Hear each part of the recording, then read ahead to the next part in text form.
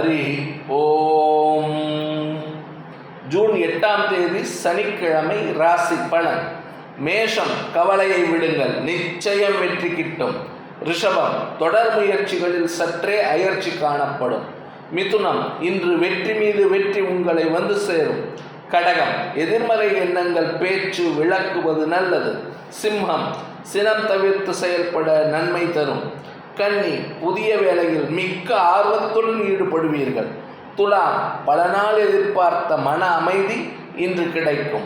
விருச்சிகம், இறை வழிபாடு செய்வதால் அனுகூலமடைவீர்கள். தனுசு, இன்று உங்கள் செயல் அனைவராலும் புகழப்படும். மகரம், இன்று உங்கள் செயல்திறன் அதிகரிக்கும்.